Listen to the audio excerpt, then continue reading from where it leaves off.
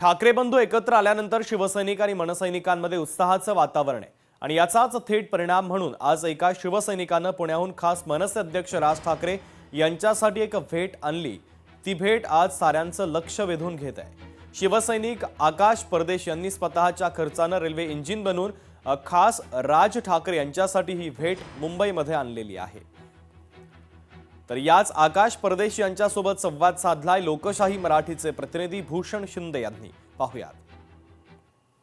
सध्या आपण आहोत शिवतीर्थ बाहेर मनसे अध्यक्ष राज ठाकरे यांचं हे निवासस्थान आहे आणि याच निवासस्थानाखाली आज आपल्याला उभं असलं पाहायला मिळते एक रेल्वे इंजिन।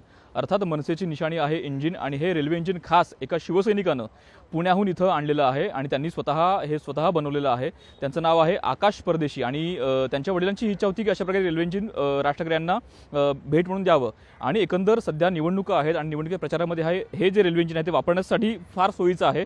आपण थेट त्यांच्याशी बातचीत करू, त्यांचं म्हणणं काय आहे त्यांचं जाणून घेऊया। दादा, खूप सारं स्वागत। तुमचं एकंदर रेल्वे इंजिन फार छान दिसत आहे। आज स्वतः राज ठाकरे यांनी ते पाहिलेलं आहे। नेमकं काय तुमच्या मनात डोक्यात सांगा, तुम्ही संकल्पना होती नेमकं काय हा विषय आहे, काय सांगाल? असं काही नाहीये, मी आणि माझ्या वडिलांनी दोघांनी मिळून बनवलं होतं। किती खर्च आला आणि किती दिवसात हे बनवलं? ना खर्च तर आलं खूप, पण 2 महिने लागले मला बनवायला।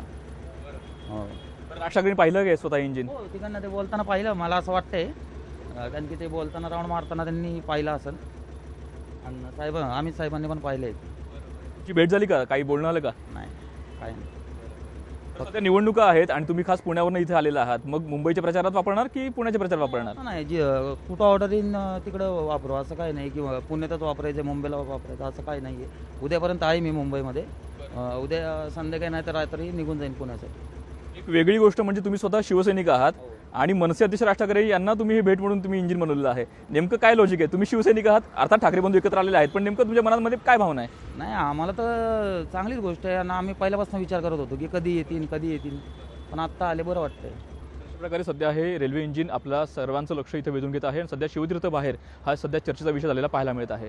कॅमेरा विनोद नाईकसह भूषण शिंदे, लोकशाही मराठी, मुंबई। लोकशाही मराठी ऐका, पहा, जागरूक रहा।